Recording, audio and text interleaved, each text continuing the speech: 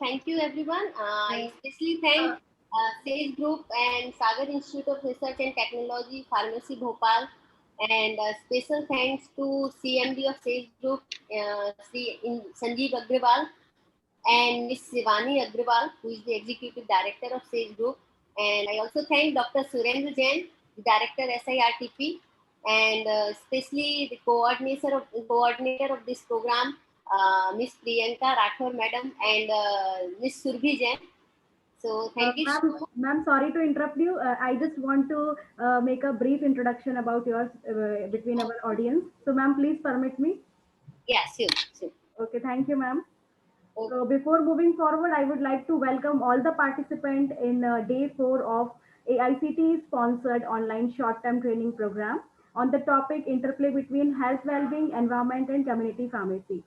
So, before moving forward, I would like to brief our today's resource person between our audience. Dr. Kirti Jain, ma'am, she earned her doctorate degree from Dr. H.S. Gore Central University, Sagar. She worked on nanomedicine-based drug delivery system for infectious diseases during her PhD under the supervision of respected Professor N.K. Jain, sir. Currently, she is working in Institute of National Importance, National Institute of Pharmaceutical Education and Research, NIPER, Raebareli.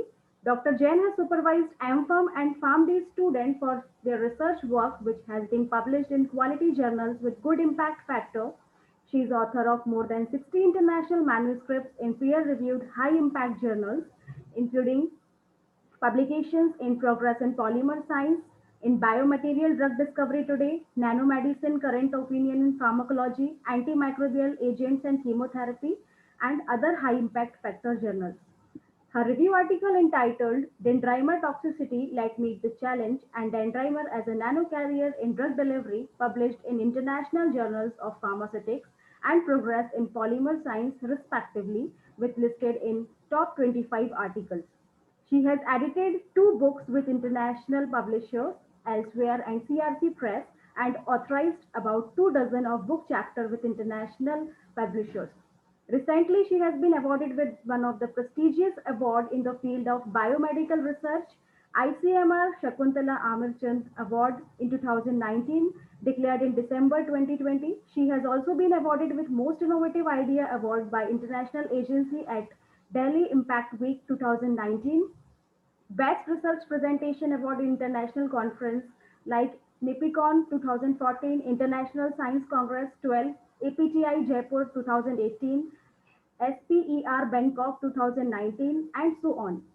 She has been recipient of Pharmaceutical Science Alumni Award 2006 at Dr. H.S. Gore Central University, Sagar. She has been nominated for Ranbaxy Research Scholar Award in 2012, BioAsia Innovation Award in 2015.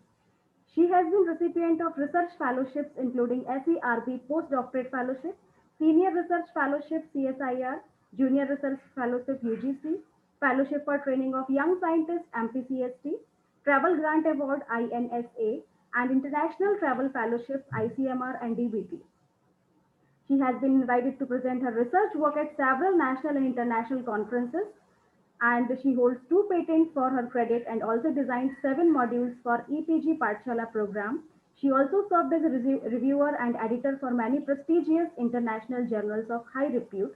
Currently, she edited a thematic issue for Current Pharmaceutical Design. So, with such great, vast achievements, awards, and recognition, I would like to invite Ms. Dr. Kirti Jain, ma'am, to address our participants. Ma'am, please welcome. Yeah. Thank you so much, Surbi, for a nice introduction. Yeah, and it's an honor to be part of this program. And as I already thank director and SIRT for inviting me, and especially Ms. Priyanka Rathore. And basically, shall I start my presentation now? Yes, ma'am. Yes, ma'am, you carry on. And my voice is clear to everyone? Yes, ma'am. Okay. So basically, although today I'm going to present on topic vaccine against COVID-19 pandemic, a perspective, and which is being like considered as a boon against this current pandemic, which has stopped for a while our life, or we can say it's like new normal to be in a mask, to hold these online webinar and conferences. Okay, and so all these changes are teaching us daily new things, and we are also evolving how to tackle, and we are also facing daily new challenges that we are facing, and that we are dealing with new encouragement, new innovations, and new technologies. So for that, I had selected this topic, which will be suitable for this program, which is particularly related to environment, health, and community pharmacy. So I think this will be relevant to this particular program. My basic research work is based on nanomedicine, and where I also worked on nanomedicine based immunostimulation. And as you know that basically in any infectious disease, the immunity plays very important role. As you might have learned about or listened about TB. TB is also a very infectious disease, and still there are chances we say that a person get the bacteria of TB get infested in the body. I'm using the term infested because infested means that is introduction of the, or that is entry of the microorganism in the body, but it is not infection until it is able to produce a disease. So that's why I'm saying infestation. And but TB, it doesn't occur to everyone who encounters this bacteria, but it occurs to the person who doesn't have sufficient immunity to fight against this bacteria. And similar is true with the COVID-19 also. So in COVID-19, if a person has sufficient immunity, definitely many persons who were not very much aware about the immunity or these terms previously, now they all know that what is immunity, and we have to boost and importance of immunity. We know that natural immunity and then acquired immunity. So vaccine is a way of getting acquired immunity, that is the adaptive immunity, to get strong immunity power to fight with her disease. Still, if you get that microorganism in the body, still you can fight them. So I am working, although I do not work for vaccine technology, but I work on the development of adjuvant which could be helpful in improving the immune immunity stimulating activity of the vaccine. So today I am going to present on vaccines against COVID-19. In this, I will include the phenomena, basic phenomena, what is coronavirus, what is COVID-19, why it is so much infectious, why it has caused this pandemic. All these I will cover, and also I will cover the topic how this vaccines are being designed for this virus and for this pandemic. And later on, in the later part of the slide, I will also cover about what are the different vaccines are currently being used, which have been approved by the authorities. That FDA approval has gone, CDSCO has been approved. Okay, and also the mutant strain, how the virus is mutating and why it is becoming more infectious than the previous wave. Then we are currently in the second wave of COVID-19 infection. So I have started sharing the slides. I hope these are visible to all of you. Yes, ma'am, it's visible now. This is full screen. Yes, Okay. ma'am. So basically, the microorganisms, virus are also microorganisms. Here you can see this picture is depicting.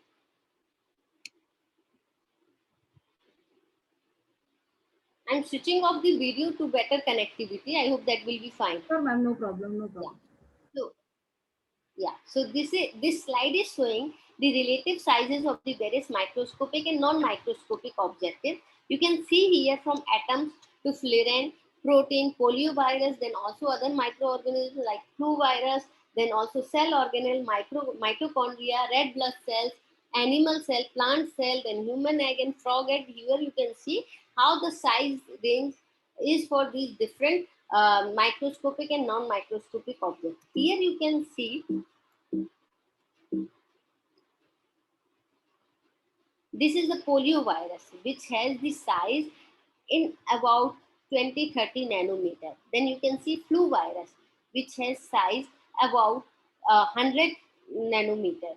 Then you have a smallpox virus that has size about 500 nanometers. So this size play important role in the infection of the different microorganisms in the body. Because of their nanometric sizing, they can easily enter into the body using the various receptors. Okay, so here the first thing, the basic structure of virus in COVID-19 is also caused by a virus, which is a kind of coronavirus. And the structure of the basic viruses, you can see here in this figure on the top right corner.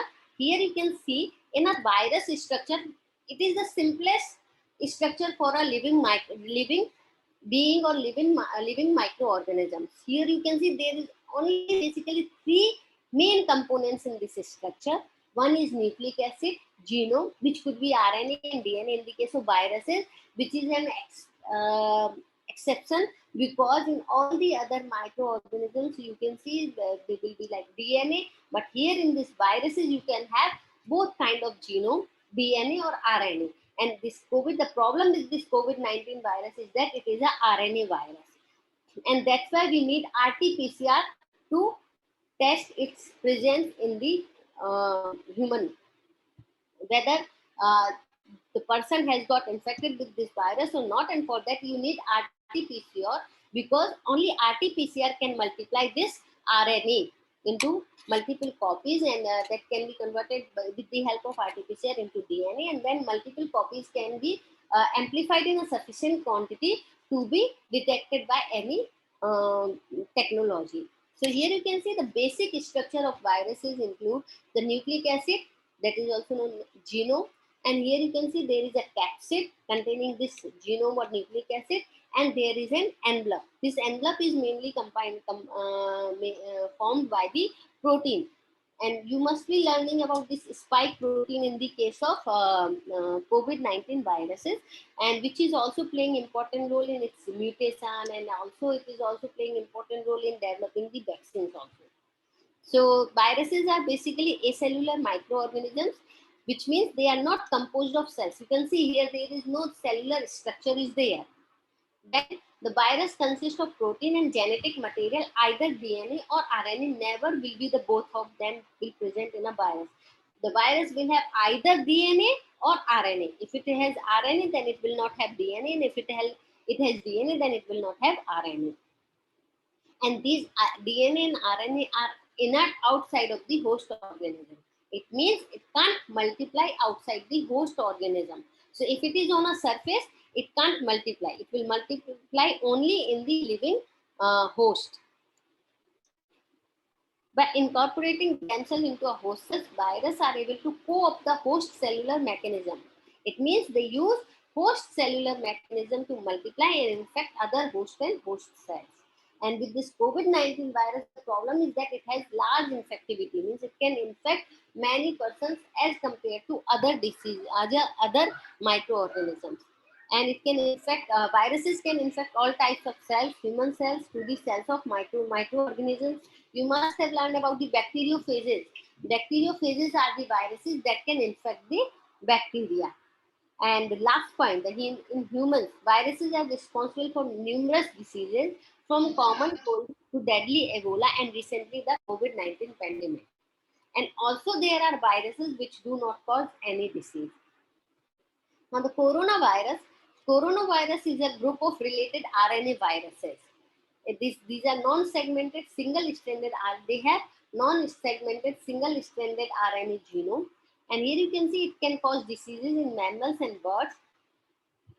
In humans, these viruses causes respiratory tract infections that can range from mild illness like common cold to lethal respiratory disorders. And 6 coronavirus has been reported till now that can infect human host and can cause respiratory diseases.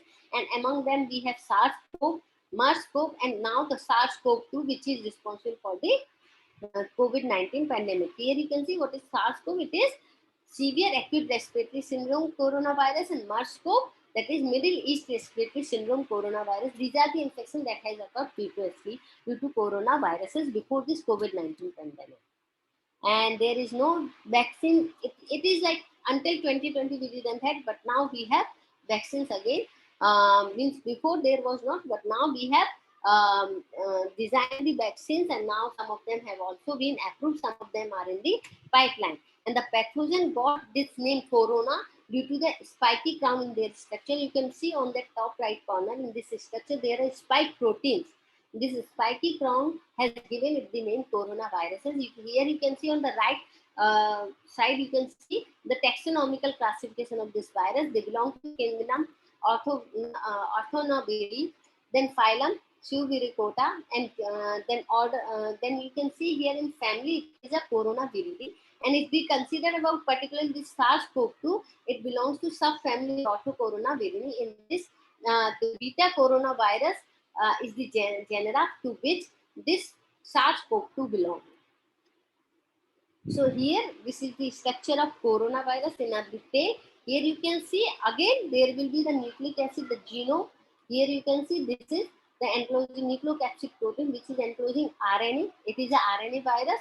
Now the outer envelope of protein has three different types of protein: envelope protein, then membrane protein, and spike protein, and in between it also has lipid membrane. So this is the structure of coronavirus. Now COVID-19, the pandemic that we have to see what is. So it is causing a serious respiratory illness such as pneumonia and lung failure. And it was first reported in Wuhan, the capital of Hubei province in China.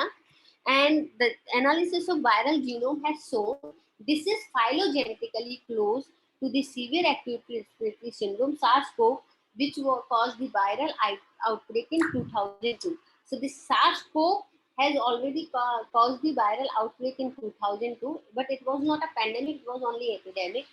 Then that's why the new coronavirus has been named SARS-CoV-2 because of its phylogenetic similarity with the with SARS-CoV virus. So here you can see that in this table I have compiled the comparison between the COVID-19, SARS and MERS statistics that I have taken from reference. And here you can see SARS, that was that outbreak was caused in 2002 and 2003. Here you can see that it caused total 8,000, about 8,000 cases were reported. And in comparison to this, if you see MERS, you can see it was caused, the outbreak was caused in 2012 and 2019. And in between, such a long duration from 2012 to 2019, it caused only 2,500, about 2,500 cases only. But if we will see this COVID-19, so this is the old report that was till March 2020, where it initially caused around 4,62,000 cases.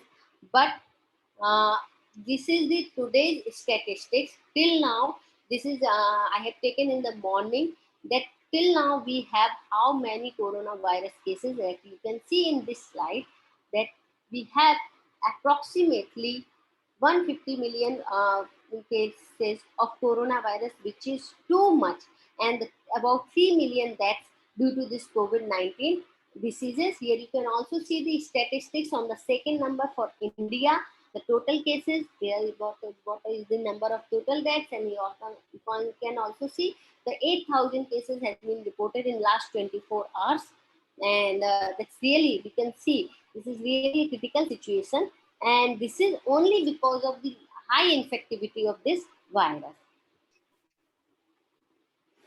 So the key symptoms for the new discovered symptoms, these are the newly discovered, because every day we are seeing the different symptoms for this virus. Someone is reporting there is diarrhea and etc. But few of them are common in most of the person. You can see there is muscle pain, headache, high temperature, cough, and breathing difficulties. And the most important symptom that is being considered now is loss of taste or smell. Even if you are getting negative report in RT-PCR, and if you are finding that there is a loss of smell or taste, then you can consider, yes, there may be chances of COVID-19 infection.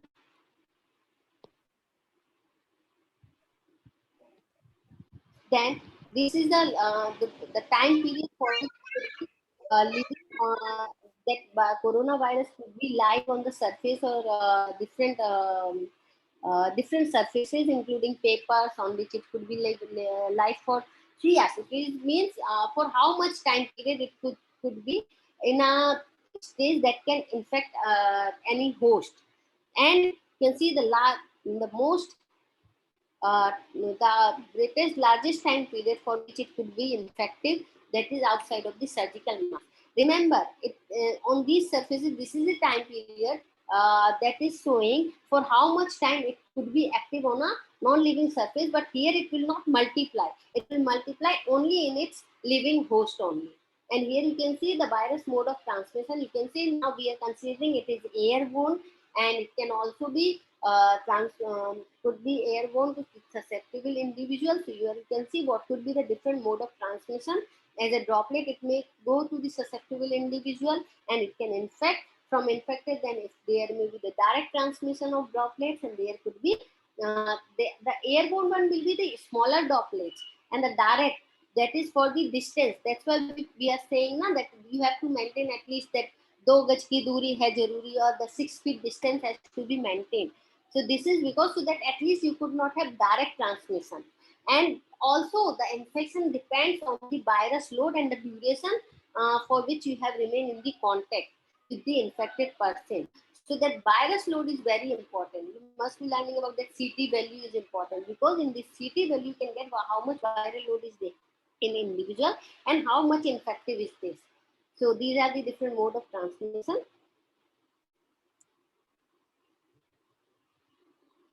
Here you can see this in cloth it could be on 2 days, outside of surgical it could be for 7 days, and these are the different mode of transmission. The first one is airborne, droplet, and direct and indirect, means some infected person has touched some surface and then it has been touched by some other person who was not infected but was susceptible to get infected. This how you can protect, so that we are saying that you have to wash your hands or rub with a alcohol based hand sanitizer, and then you can also cover your mouth and nose with your bent elbow or tissue. And now we are prescribing that you have to use the mask. That will be the best way to protect yourself, maintain the distance, allow from the large means the, stay away from the large gatherings, and seek the medical attention if you have difficulty in breathing and if you have high fever. So the first one is that wash your hands with an alcohol based with soap and water, or rub your hand with alcohol based hand sanitizer. Wear a mask, maintain the distance of at least 1 meter. Try your best not to touch your eyes, your nose and mouth. If you find that you could have touched some infected surface, then seek medical attention if you have difficulty in breathing or have high fever. And if you don't have mask, and sometimes if you are coughing or sneezing, then cover your mouth with a bent elbow or a tissue, so that the infection will not be spread in the air. And follow all the directions given by the national or local health authorities or by the WHO. And here you can see that COVID-19 update regarding in India as in 23rd April. You can see we have active cases that is around 30 million, and then discharged one as 15 million, and the red one I am not going to discuss because it's like something causes the uh, worry in our minds. So better see the active and the discharge case. You can see that most of the person are getting um, cured and recovered easily with this infection. So it's nothing like panic, but we have to take care of ourselves properly. We have to maintain the distance, and if we are having symptoms, we have to follow the guidelines given by the government. Normally, they have given a basic prescription that these medicines have to be given by the moderate person having mild symptoms or moderate symptoms. Then there is like steam you will have to take. You will have to take go for gargle. So there is nothing to be panic, because most of the deaths are due to some comorbidity, or if the person hasn't taken precaution. And till now, the vaccination that has been done in India, that you can see in this blue line, that data I have taken from Ministry of Health and Family Welfare site. So that you can see, yes, we are also doing the vaccination is at a very good speed. You can see that daily like 21 lakh people has been got vaccinated, and here you can see data. So you can see 150 million or 15 crore people have been vaccinated till now. So that R&D's role in this pandemic, how they can be useful in this in fight against this pandemic or against this COVID-19 infection. So we are developing the new diagnostic technique. The short-term one will be sorry. So in short term, that we can develop the public health surveillance tools, that molecular diagnostic. You must have learned about that, the screening, that we screen out who are the people who come in close contact with the infected person. That could be the one way of screening and get them tested and isolate them, so that we can prevent the chain, and we can prevent the spread of infection. In the long term, you can say that develop the point of care diagnostic that can be easily used by the healthcare workers. So now we have that swab technology. They can take the sample from mouth and nose, and that can be tested in the RT-PCR. We also have that antigen kit, and that can be give you the result within few minutes. And in this case, most of the time, when your if the result is positive, then we can be sure, yes, the person is definitely infected with the COVID-19. In the case of rapid test kit, in the treatment, we are developing the newer medicines. We have like remdesivir. Although it is not required for each and every patient, but it is required for some critically ill patient. So we are working on medicine. We are getting the medicine which are effective to treat this infection in most of the persons or patients. Then to prevent, definitely the monoclonal antibodies. You must be learning about the plasma donation. So person who previously get infected, and now they have sufficient number of antibodies, they can donate the plasma to treat the patient. In Delhi, in the first wave, they have used the same technology to cure most of the patient, that plasma donation, because it contains the antibodies that can fight with the disease. And for in R&D, we can develop the monoclonal antibodies, as we have also developed from some other diseases like RA, even for cancer. So these monoclonal antibodies can also be developed for the COVID-19, and that can be helpful in boosting the immunity of the patient, and can help in fighting with this infection. And the most important one is the vaccine, because vaccine is the one which can prevent the infection, and definitely it can stop the chain. So therapeutic and available treatment option, you can initially we have tried hydroxychloroquine, and although there is then 29 March, the emergency use authorization was granted for hydroxychloroquine. They can weaken the ability of virus to enter into cells and can prevent them from multiplying or moving from infected cells. And you might learn that India has a transported the hydroxychloroquine to many countries, including USA. And some girls which were in the investigational trial or in different trials are summarized here, which have been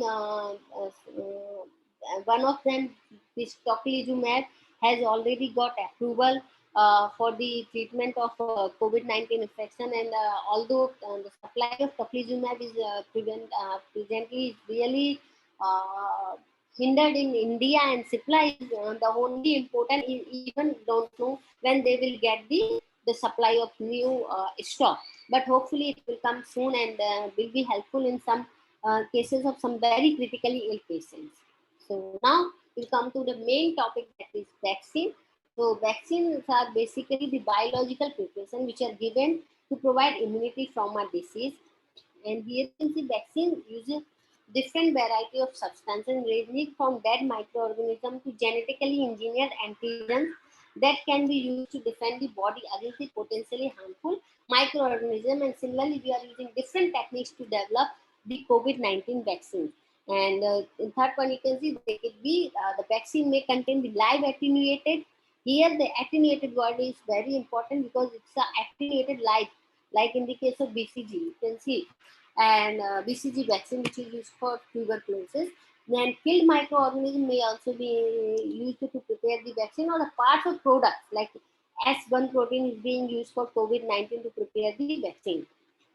And they should be able to stimulate sufficient immune response to develop the protective antibodies and they give the T cell immunity. T cell immunity is important for this vaccination and developing this acquired immunity, because T cell can remember the antigen they have seen during this vaccination, and when the real infection encounter in the body, these T cells have the memory and they can produce the B lymphocyte, which produces the antibodies and which can fight with the antigen.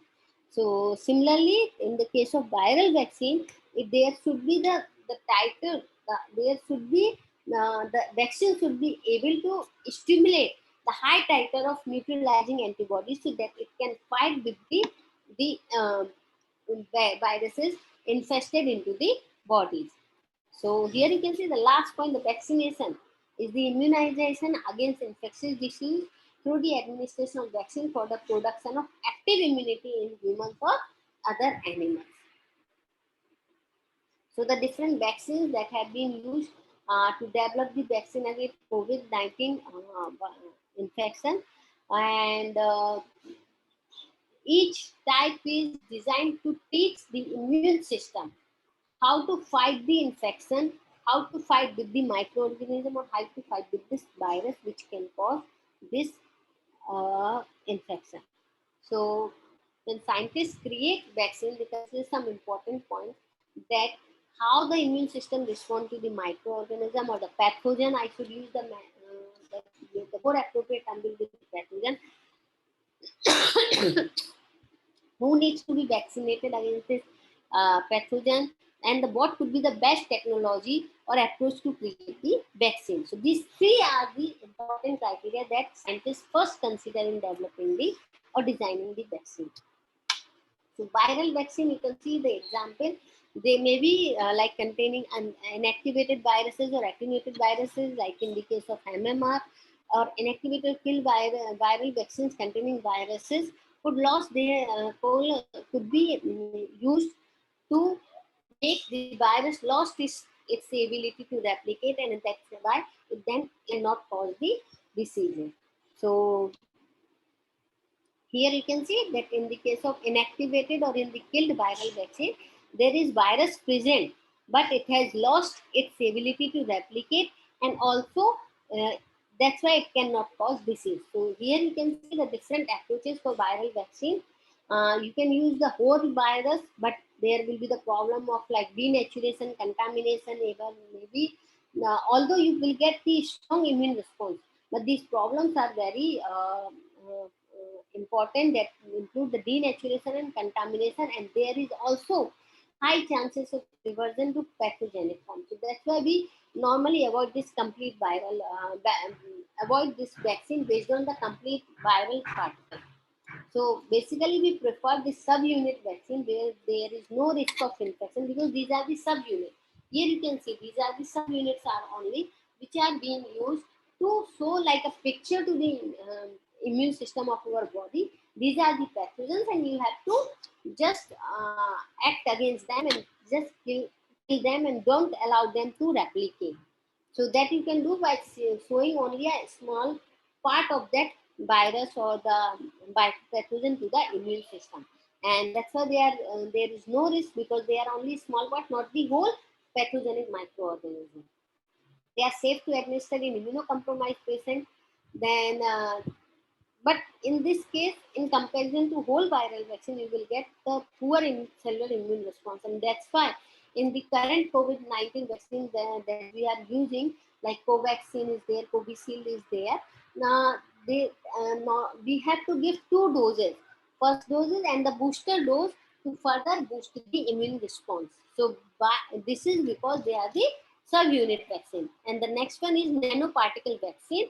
In nanoparticle vaccine, we use nanoparticles as an adjuvant that can elicit strong humoral and cellular immune response. On this criteria, I work in my lab to develop the nanoparticles which could work as an adjuvant to potentiate the immune activity of the designed subunit vaccine, and they induce long lasting immunity without any risk of the infection, and they can be used they can be sterilized easily, and they are readily adaptable to different pathogen threats. Okay, so here these are the, this is the whole viral vaccine first one, and this is the part, and here you can see these are the adjuvant. So now the different types of vaccines are given in this picture. Here you can see live the vaccine which currently the part of our vaccination schedule. Then this you can see the on the right side you can see the different types of vaccine which is already have been are in clinical use. You can see that for live attenuated vaccine, you can see the example of like tuberculosis is there, BCG, as I told you earlier also in these slides. Then oral polio vaccine is also example of live attenuated vaccine. Measles, rotavirus, yellow fever. Then in inactivated, you have whole cell for pertussis, you have this inactivated or killed antigen, then inactivated IPV. There is two variants of the polio vaccine. One is IPV, second is oral polio vaccine. Then subunit based vaccines are acellular pertussis, Haemophilus influenza, pneumococcal vaccine, hepatitis B, tetanus, toxoid, diphtheria, toxoid. These are the toxoid based vaccines. These are the inactivated toxins of the microorganisms. So here you can see in this picture what are the different the way of producing the vaccine, the whole inactivated one. There you can see in this capsid, you can see the viral genome has been fragmented. So now it is inactivated and it cannot replicate because there is no gene. Then here you can see this is the live attenuated where it has been inactivated. There is change in its spike protein, so it cannot bind with its receptor and can't elicit any infection. Then synthetic peptide mimicking the any part of the this virus or the pathogen, and that's why it can mimic its structure and can boost the immunity. Then recombinant subunit. So here this subunit has been designed by the recombinant genetic engineering. Then recombinant viral vectors may also be used, containing the viral vector will be there containing the genetic material of the virus. And here recombinant bacterial vectors are there, and this is the DNA vaccine, means you are giving the DNA counterpart for the vaccination. So these are the steps. What are the different steps? You might be saying that Trump administration got very frustrated, and when they are saying that long time is being taken by in the vaccine production, because we have to take care. There are particular steps in the vaccine production. We have to maintain the safety, and we have to maintain the stability and efficacy of the vaccine. So you will have to. The first important step in the vaccine selection, vaccine that production is that selecting the strain for the vaccine production. Then you will have to grow the microorganism, then you will have to isolate and purify the microorganism, then you will have to inactivate it, and then you will go for formulation of vaccine, and finally there will be the quality control and lot release. Although you can see these are like looking like a simple steps, but each step has different number of sub steps. So here you can also see in this picture the steps in the vaccine production. On the top left corner, you can see how the process of vaccine production process, that you will have to transfer the plasma, then you will have to co-transfect in the insect cells. This is for insect vector-based vaccine.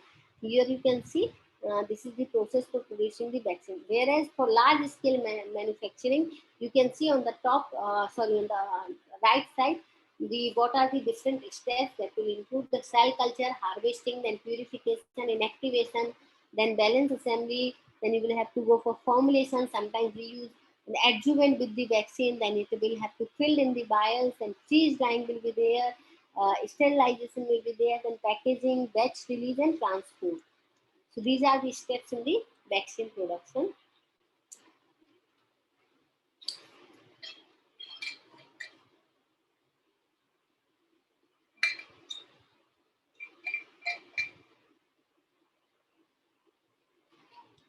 So why we need to produce the vaccine for COVID-19? Before the emerging this COVID-19 pandemic, there was no vaccine for the coronavirus, but now we have vaccines which are being given by the different countries to their civilians for getting the immunity against COVID-19 infection, which is a very dead, even which is very infective one.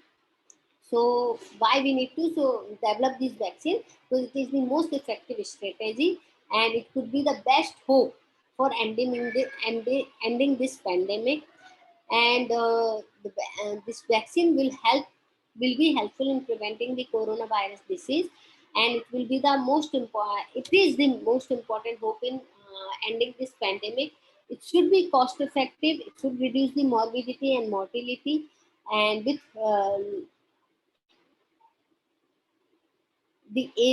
the easy to scale up technology. Means if you can't scale up, it is a tedious process, then definitely it will be difficult to give the vaccine for such a large population.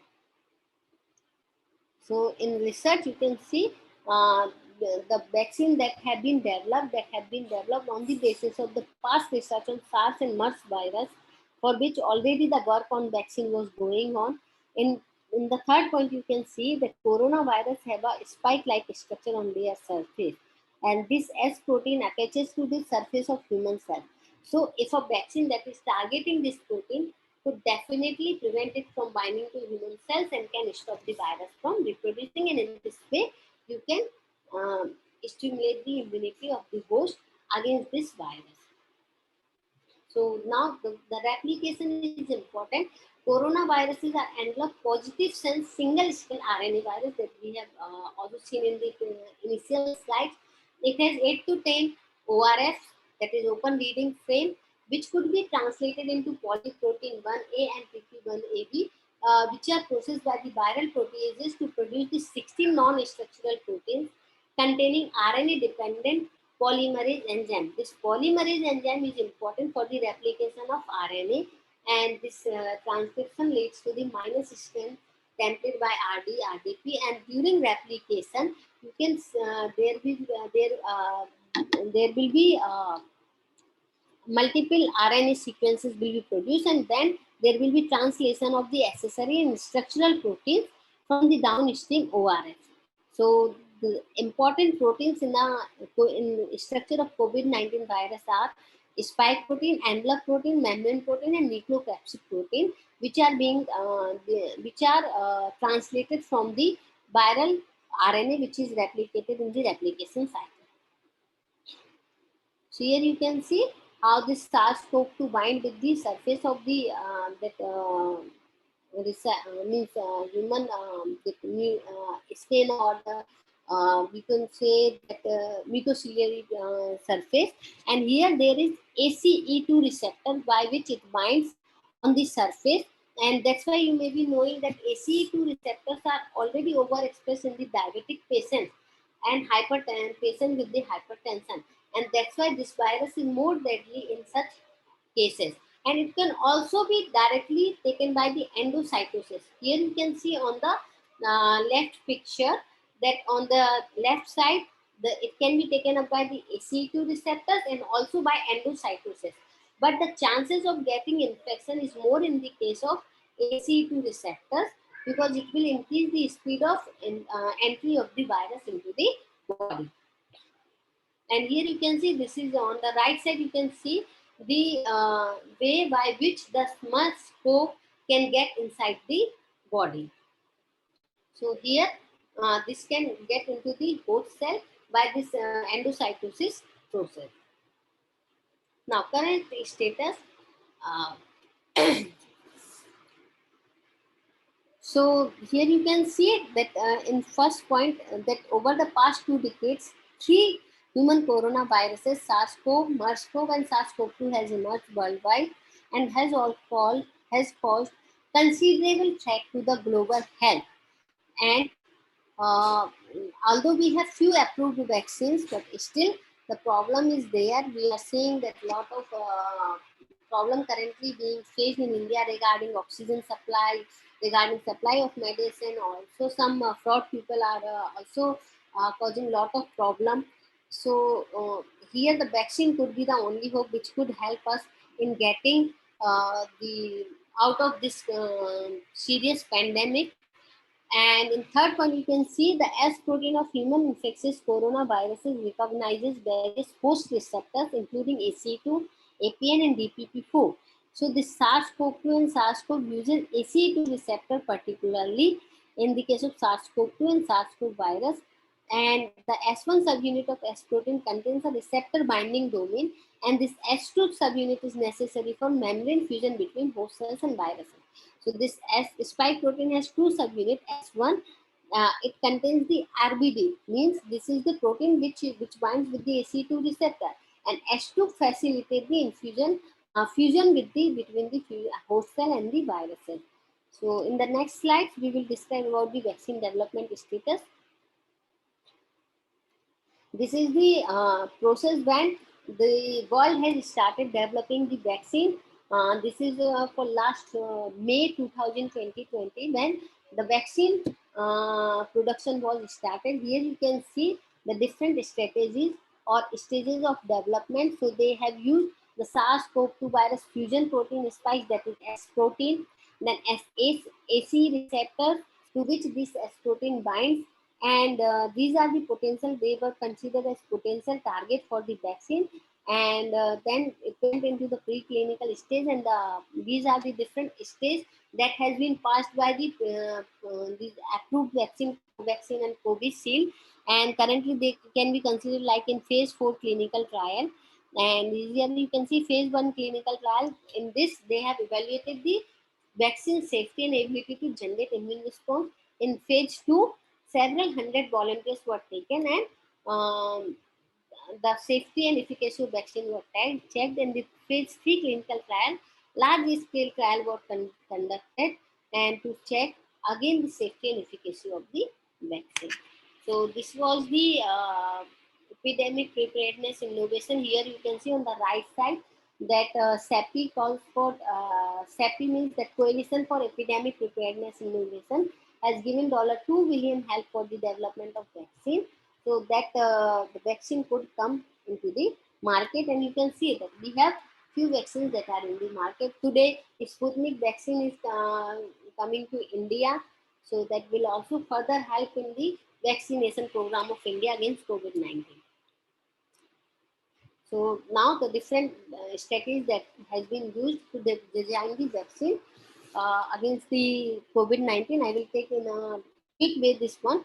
The subunit vaccine, their advantages, as I also told you earlier, they have highly safe, but they will take some time to develop the immunity, and that's why we have to give the booster dose. Here you can see that Clover Biopharmaceuticals is doing preclinical testing on recombinant subunit vaccine based on trimeric S protein of SARS-CoV-2. Then DNA vaccine is also being tested by the InnoBio Pharmaceuticals with Beijing vaccine technology, and this is being tested with the help of this CEPI. Then you have mRNA vaccine being developed by Moderna, and they have started phase 1 clinical trial, and this has shown the efficacy to generate sufficient immune response against the SARS-CoV-2 infection. So this is the races for the virus. More than 90 vaccines were initially developed by the different companies and universities. So these are the strategies that have been used to develop the vaccines against the this virus. Here you can see the different replication step. This 1, 2, 3, 4, 5, and we are developing the vaccine that can target the different steps in the replication of this virus. So you can see that virus enters in the body by binding with ACE2 receptor or by endocytosis, then enter in the host cell where it fuses with the lysosome, and then virus RNA is released. Then RNA is translated into the proteins, and then it forms the whole virus that is released from the body and infect other patients.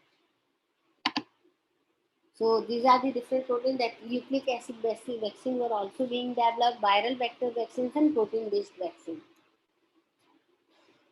This is the draft landscape of COVID-19 vaccine, which initially started in 11 May 2020. Here you can see these were the vaccine candidates that were under investigation.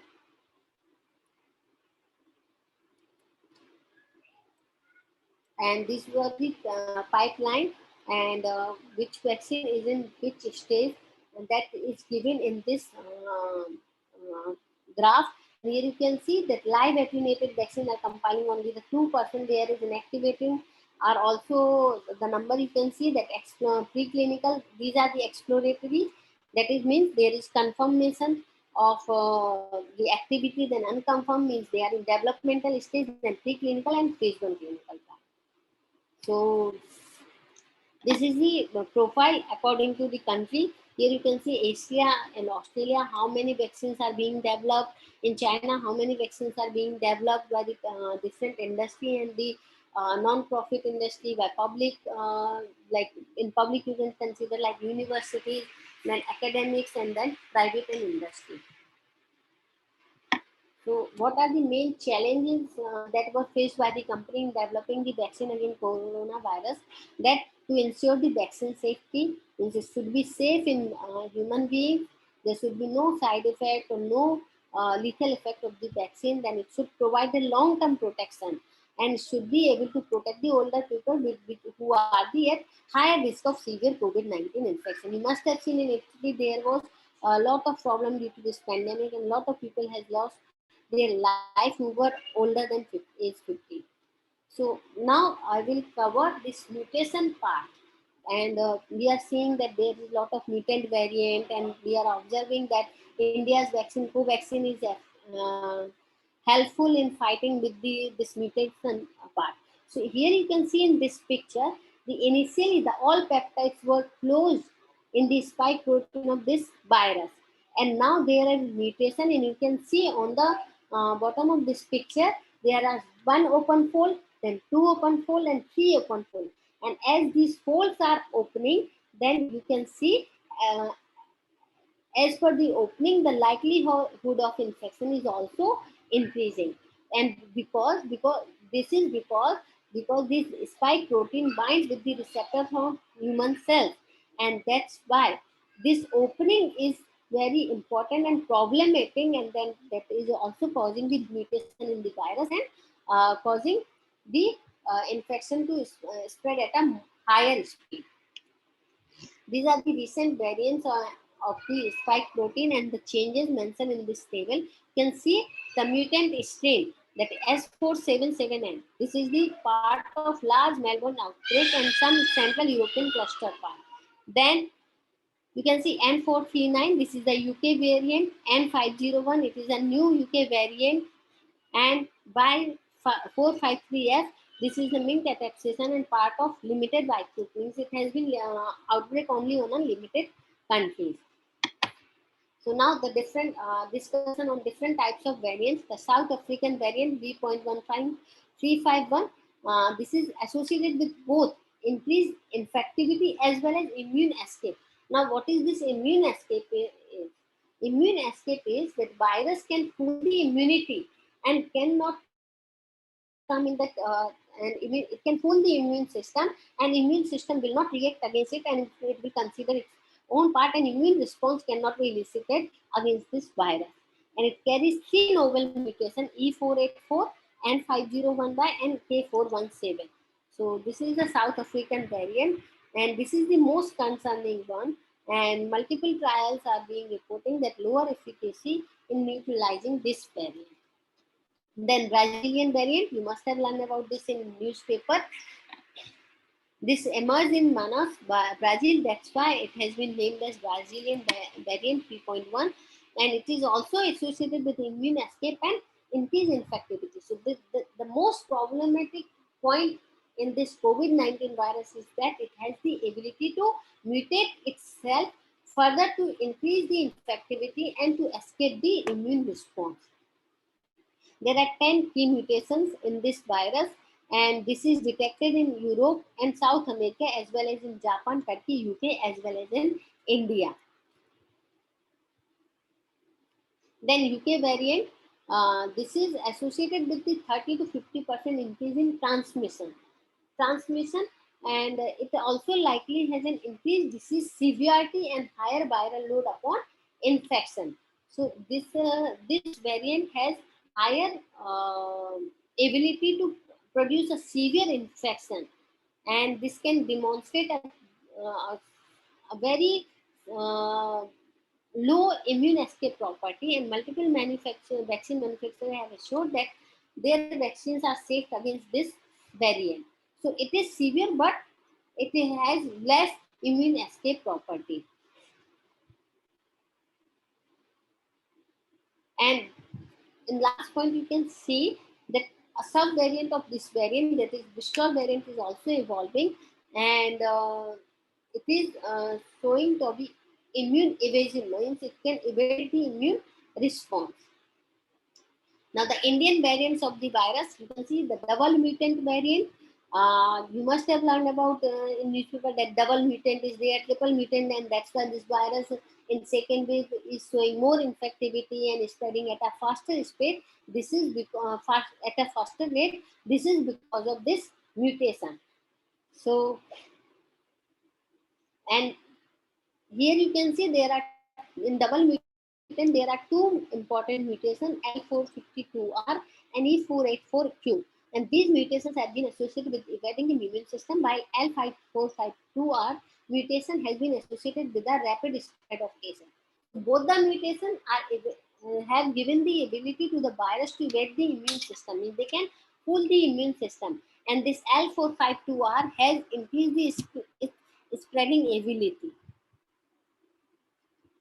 And that's why we have seen the sudden staggering growth in the number of cases in the India, or number of patients getting infected, particularly in India. And this was originally discovered in October and has been detected in many countries, including UK, USA, Turkey, New Zealand, etc. Now the triple variant, the mutation of interest here is B383L, and that is now present on the spike protein. It is found primarily in sample sequence from Maharashtra. The other Indian variant is V.1.618, and it is a rapidly at a very fast speed in West Bengal, and it carries a different set of mutation to the double mutant. Means double mutant again gets a mutant, and that has compiled this other Indian variant. And it also carries two deletions in its spike protein, and these are the H146DL and Y145DL. These have been deleted, and they were also associated with the immune escape. So there is no double or triple mutation. Is not like a scientific term. It's just a term that is denoting that how many times it has been mutated. Yes. Hello. Yes, ma'am. Yes. Yes, yes, ma'am. You are audible. Audible. Okay. Someone said something. That's why. Yeah, actually, by mistakenly, someone has unmuted himself. Yeah. Yeah. Okay. That's fine. Okay. So here you can see that V.1, that is in best V.1.618 lineage of SARS-CoV-2 virus, which is active in West Bengal. Here you can see the earliest sequence was 20201025. Now it is 20210317. This is the sequence for the protein present in the the components of the viral protein, and that has been changed. So this frequent variation includes a 6 nucleotide, that is 2 amino acid deletion in the spike protein. So here the problem is that if you have designed a vaccine against this particular nucleotide, then the vaccine could get ineffective if it is there. So now the different to prevent, what could be the strategy to prevent this new variant of virus? So obviously the conventional technique, that is hand washing, wearing mask, physical distancing, good ventilation, avoiding crowded place and closed setting is the most important one. And the second one is scaling up vaccine manufacturing, rolling out vaccine as quickly as widely as possible. And ensuring the equitable access to COVID-19 vaccine is more critical than the than than any other pandemic that has occurred previously. So this access of COVID-19 vaccine is very important. Now here I have compiled the different vaccines at different stages. The previous one I have shown you that when the vaccine development was started. Now at what stage we are, that you can see in this slide. So in preclinical trial we have 184, phase 1 31, phase 2 33, phase 3 23. Induced 13 vaccines are being offered to the general population, and 4 are being monitored in the wider population after being approved. So in use we have 13, and out of those 4 are being given to the wider population. So the first one is Comirnaty. These are the vaccines which are currently in use. That Comirnaty, the German company BioNTech partnered with Pfizer to develop this vaccine, and it has shown 95% efficacy. Persons is 16 years and older should receive 2 doses at least 21 days apart, and it is a muscular given as a intramuscular injection, and it has to be stored at -25 to -15 degrees Celsius, and it is made up of mRNA and surrounded by lipid nanoparticles. As you can see, it is mRNA of the COVID-19 SARS-CoV-2 virus, and it is surrounded by the lipid nanoparticles. So lipid nanoparticles are being used here as adjuvant, and in this around 40,000 or more than 40,000 people who participated and got the regulatory approval from the US FDA, Europe, and WHO. The Moderna vaccine that I have shown you earlier, the Moderna, they were developing the vaccine on the basis of mRNA, and this is the Boston-based company Moderna. It has 94.1% efficacy, and 2 doses are to be given at a difference of 4 weeks. Intramuscular to be stored at -20 degrees Celsius. Again, it is a mRNA vaccine, and it has been approved by US FDA, Europe, and WHO. The mechanism of Moderna vaccine can be seen, or Comirnaty can be seen here. Here, the virus particle, that vaccine particle, interact with the host cell, and it has the ability. It provide the picture to the immune system that this is a virus, and it will have to develop the immune response. So when the original viral particle comes inside the body, they degrade it into the different fraction, and in this way you can develop the immunity against the COVID-19 infection. Then third one is Johnson coronavirus vaccine developed by the Johnson & Johnson. Efficacy is 72% in the United States, 68 in Brazil, 64 in South Africa. But here the advantage is that you have to give only 1 dose. It is a DNA inside an adenovirus, and it is given again muscular injection, and you can froze it for 2 years at -20 degrees Celsius and up to 3 months in 2 to 8 degrees Celsius. And here adenovirus 26 is was used as a vector for the vaccine, and the vaccine was based on the spike protein of the coronavirus.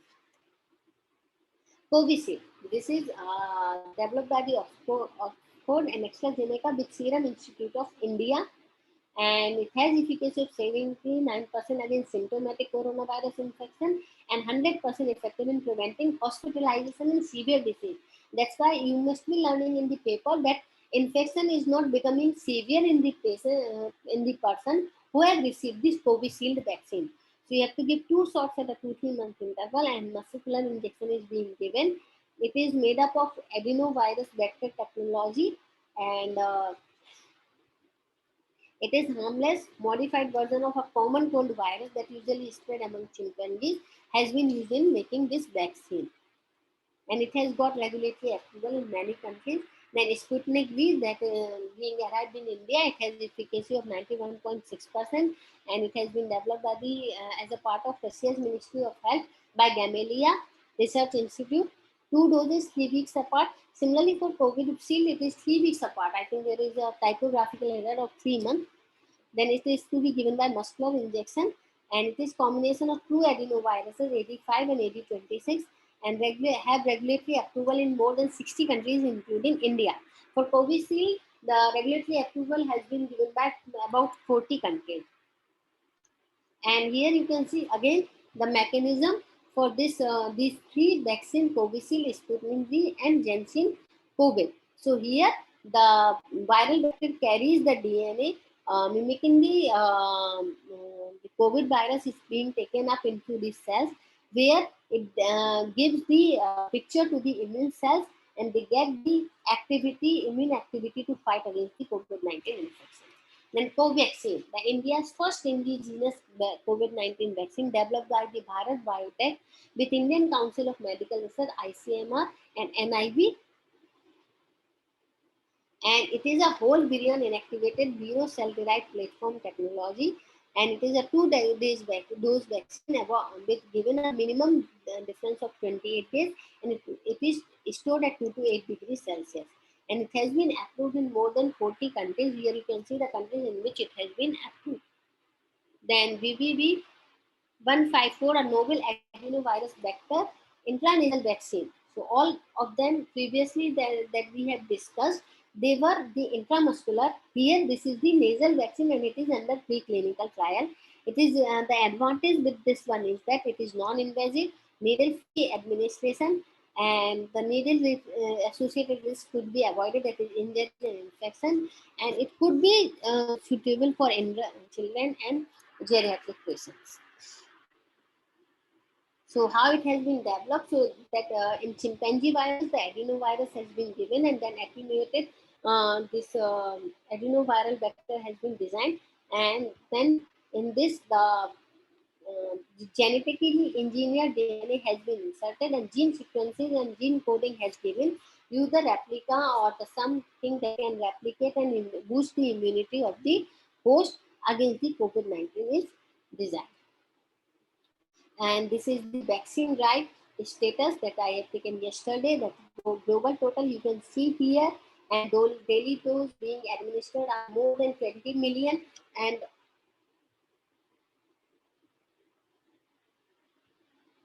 about 100 million persons have been given vaccination. So thank you. That's all about regarding COVID-19 vaccine. To fight with this pandemic, one of the most important hope that we can consider as a important hope to fight against this pandemic. So thank you so much. That's all from my side. Thank you, ma'am. Thank you so much, ma'am, for very informative session which you took. Actually, this all these informations are really on a very high demand nowadays as we are facing the pandemic. And ma'am has discussed. I just want to brief some key points of the lecture which was taken by ma'am. Ma'am has discussed the role in a pandemic, various tests, treatment, and prevention measures. What are the treatment options? What are the various investigational drug candidate against COVID-19, which is in the phase of development? Ma'am has discussed in a detail about vaccines. What is vaccine? What are the various types of vaccines? What is the aim of vaccine development? What is the current status of COVID-19 vaccine, and what are the stages of vaccine development? So at last, ma'am has discussed about various type of vaccine which is now approved in India, also like Covishield, Covaxin, Sputnik. So all these details were given by ma'am in a very nice and a very informative way. Thank you so much, ma'am, for giving us such a wonderful presentation. Now I would like to request the participant, if they are having any query, you can write in the chat box, or you can also unmute yourself. So I think there is some queries which is in the chat box which I can see. So ma'am, shall I read the queries? Yeah, please. Yeah, okay. So first query by Dr. Ram Vishnoi, sir. Are these vaccines genetically engineered of same disease causing virus or genetic material of any other virus?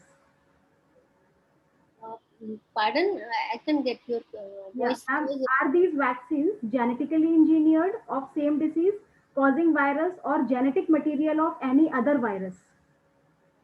These are the basically the different strategy has been used. Like you can see in Moderna vaccine, they have taken the mRNA that is from COVID virus. Then you can see in the case of Covishield, they have used the adenovirus, and also the genetic material they have taken from the virus from the common cold. So the genetic similarity, that phylogenetic similarity has been used in evolving the vaccine. And we can't say that the uniformity that the COVID-19 virus have already used or some other virus have only used all the vaccine. It's not will not be correct. The all the different vaccines have used the different strategy as I have described in this presentation. So in Covishield, you can see they have used adenovirus, whereas in Moderna and the first one, the Colmid, they have used the mRNA of COVID-19 virus. I hope Ram sir, without this. Thank you ma'am, thank you. Okay, okay. मैंने Thank you. Presentation से पहले ही पूछ लिया था, actual में presentation में cover हो गया बाद में। Yes, sir. Okay. Thank you, ma'am. Sir. Now, next question is Covaxin, Covishield, and Sputnik are which type of vaccine? Which are live, purified, killed type of vaccine? Actually, this part is also has been covered in the session. I think Subhash sir, your queries has been resolved. Actually, suddenly your voice is getting stagnant, so I am not able to completely understand the question. I don't know. Yes, There ma'am. may be some. Ma'am, I repeat the question. Ma'am, now Yeah. my voice is clear, ma'am. That we will have good bandwidth, good internet connection. Yeah, Priyanka ma'am, can you please read the question? I think my network, I am facing Yes, some network ma'am. issues. Maybe Okay, my okay, ma'am. network, I don't know. Yes, first of all, Kirti ma'am, thank you so much for sharing such a valuable information with us. And really, your presentation was very good, and you have delivered an excellent talk. So thank you so much. And now I'm sharing one question. Sarjana Raikawar, one of our participants, want to ask, could you please discuss the mechanism of nasal COVID-19 vaccine? Nasal COVID-19 vaccine. Yeah. Yes. In nasal COVID-19 vaccine, they have used the strategy that can be helpful in giving the vaccine nasally, because you can see in all other vaccine, there is all that are currently in use.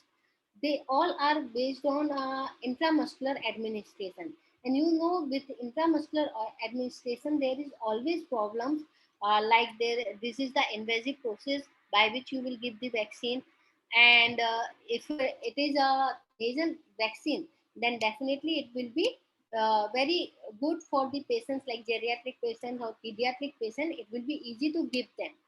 Now the next part is that the mechanism. So the mechanism doesn't vary with the doesn't vary with the mode of administration, because if the mode of administration doesn't imply to the mechanism. Mechanism basically apply to the method you have used in developing this vaccine. So that nasal vaccine, that is BBB 154 nasal vaccine, that is currently in preclinical investigation. It has been developed using the adenovirus, and plus here they have used COVID-19 genetically engineered DNA to develop this vaccine. So here this adenovirus code that has been multiplied in the chimpanzee is being used as a vector to deliver this DNA. Then it will go into the body. The host immunity will recognize it, that MSC, major histocompatibility complex, will bind with it, and then it will recognize that yes, it is a virus. So it will there is a adjuvant also there, and this will stimulate the immune response, that there is a pathogen and immunity, and the T cells have to produce the B cells, and they have to fight it. So now it is in a small quantity, and the immune now the host immune system know about the this virus. Yes, it is an enemy to the body, and now I'm explaining this in a layman language so that everyone can understand it easily. So now this this sequence has been recognized, and this is based on spike protein of COVID-19 virus. Okay, so now this has been recognized, and this can be recognized by the immune system. So once when the SARS-CoV-2 will come, the immune system will not allow it to bind with the receptors and do not allow the to infect the patient. I hope I answered your question. Yes, ma'am. Thank you so much, ma'am. Thank you, ma'am.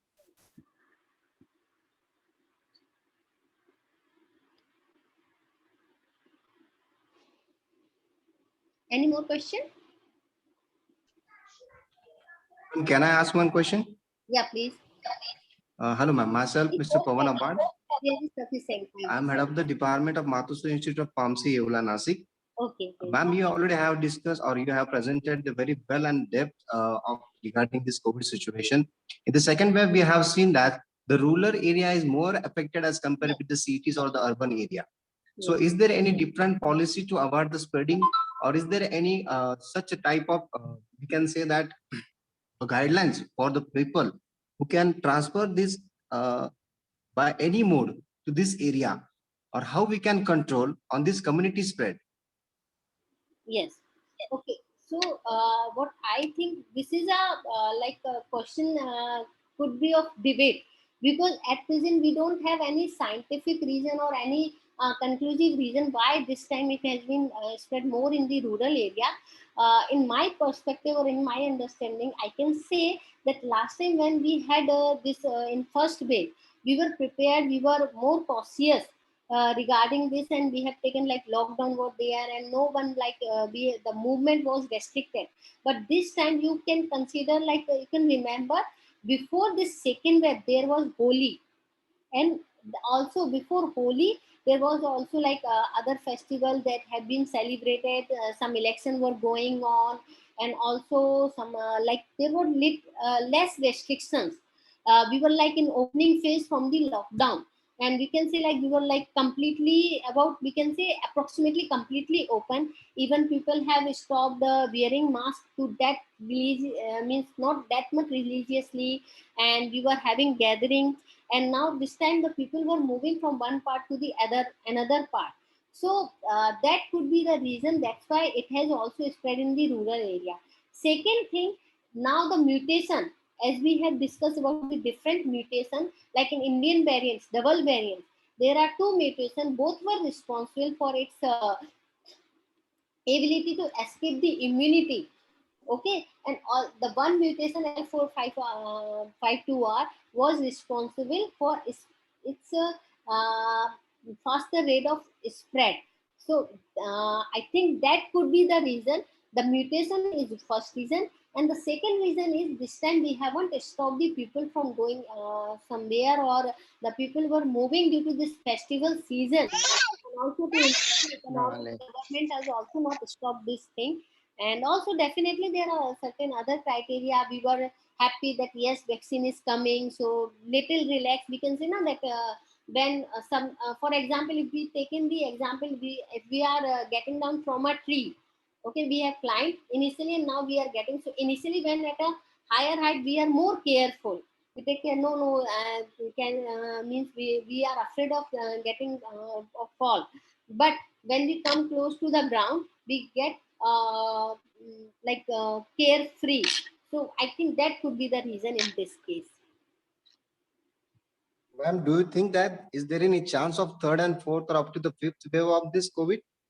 I hope there is no third or fifth or fourth wave. Okay, and at present in other countries where the second wave has previously reported, particularly in European countries, you may remember when we were opening in like February, January, or in December, there was again lockdown in Britain and in European countries due to second wave. So I hope because since till now we haven't listened about any third wave in any country. So I hope in India will also not be there third and fourth wave, and we will able to combat with this second wave. And we are also speeding up the rate of vaccination, because although we are listening the news that after getting vaccine, that person got again infected with COVID. But the important point here is that in such person who got vaccinated against it, for this COVID-19, the infection wasn't not that much serious, because here the problem is not this COVID-19 infection. The problem is that its rate of spread, because in most of the patients in 10 days isolation, and if the symptoms were by themselves,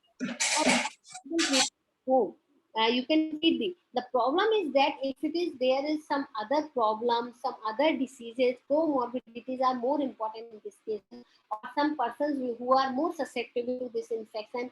And if you are not taking proper care, that is also normally in our home, I don't know whether you listen or not, my mom used to say, if you got cold, take proper rest, get away from cold things, and you will get recovered. If you will not take precaution, the cold may be worsened and it may be converted into flu and pneumonia. So I think that is also very relevant in the case of COVID-19 infection also. So I hope with this vaccination is increasing and people are getting aware that if you will not take care, if you will not take precautions, such second wave can come. So I hope with this we will not have any third, fourth, or fifth wave. I hope I answered your question. Yes, ma'am. Yes, ma'am. Thank you so much. Thank you, sir. Excuse me, ma'am. Yes. One more question from my side. Yes. Ma'am, is attenuated vaccine is possible for the COVID-19? Do you think about that? Is attenuated. As we discussed previously, attenuated vaccines are good, they can exhibit strong immune response. But the problem will be again with the live or attenuated vaccine is that there are chances that it may revive its infection property, because in the attenuated vaccine we do little changes to inhibit its infectivity. So although you can see some countries or some companies are also working on live attenuated, so I can't say like it will not come, but normally they are preferring that you know about the different generation of vaccine, first generation, second, third generation. So at present we are more focusing on the polysaccharide vaccines or these recombinant vaccine because they are more safe than the this live attenuated. So maybe more. That's why more focus is being given to the this subunit vaccine. I have also shown in my presentation only like out of 10 candidates in a country, only 2 candidates are either live attenuated or kill vaccine. So that could be the reason. That's why the companies are not focusing more on live attenuated vaccine. Okay, ma'am. Ma'am, one more question. Yes. Ma'am, is virion-based subunit vaccine is more effective, or RNA or means genetic material-based vaccine is more effective in subunit case? In subunit case.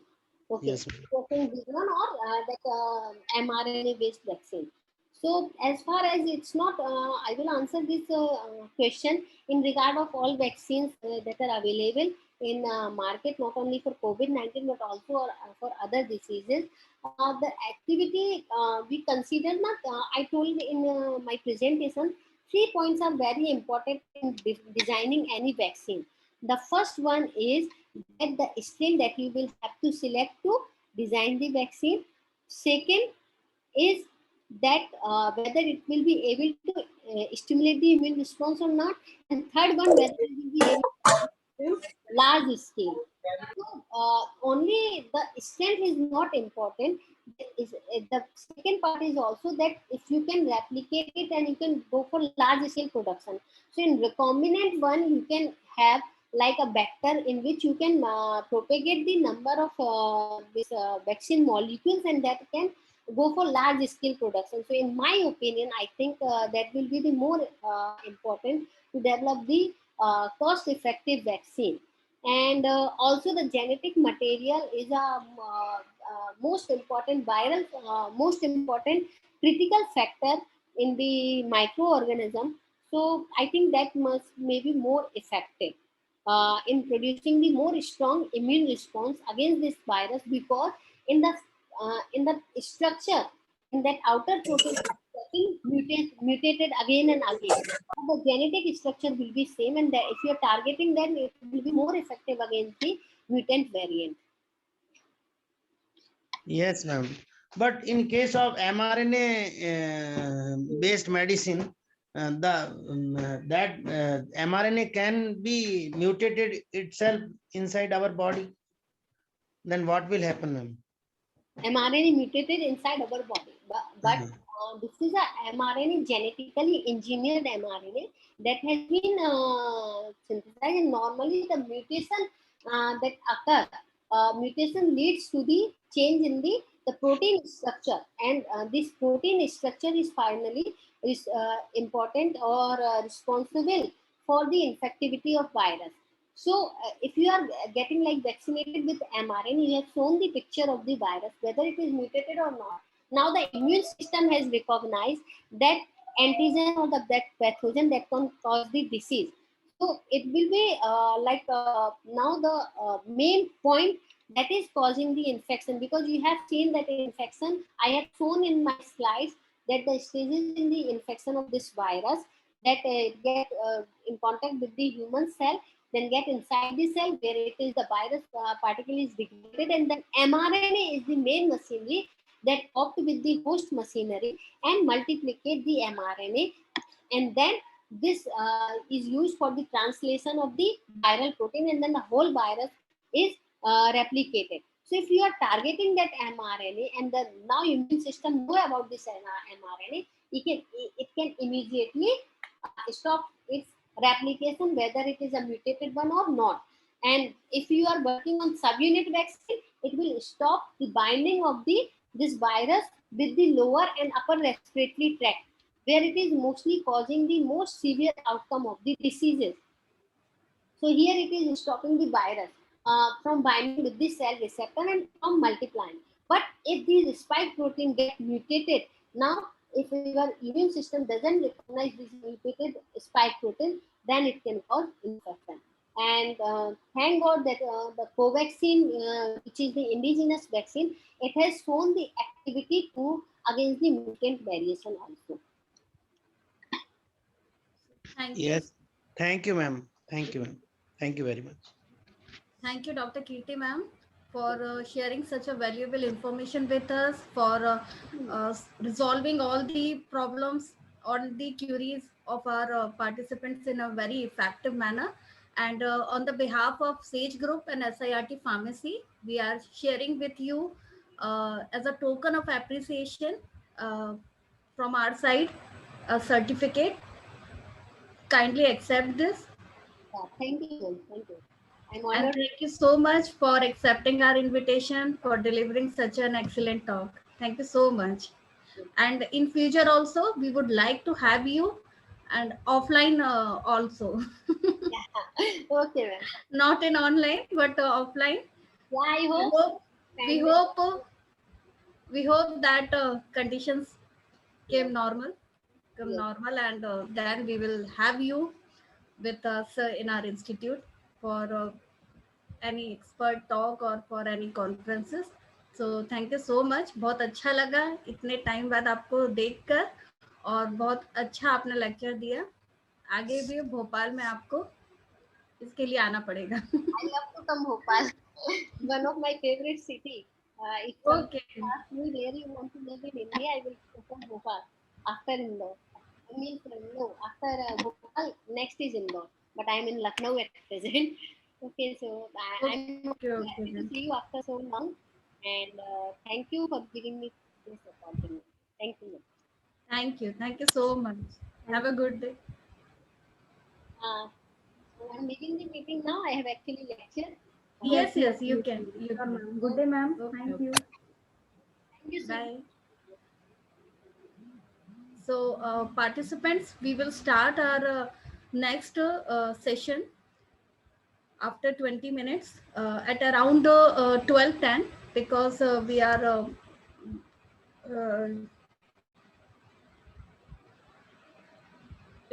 running late. So now there will be a short break of around 25 minutes. We will again gather on this with the another link at around 12:10. So please join the next session with another link which will going to be start at around 12:10 p.m. Okay. So Priyanka ma'am, shall I here end we the are meeting? taking a lunch break. मैं meeting Yes. And कर दूं ma'am? Yes, ma'am. You can end the meeting now. We will start the next session with another link. हाँ, दूसरे link से आप लोग join करिएगा please, और फीडबैक लिंक भी शेयर कर दी गई है चैट बॉक्स में, तो please check it once. And I am going to end the meeting after 2 minutes. Okay, ma'am.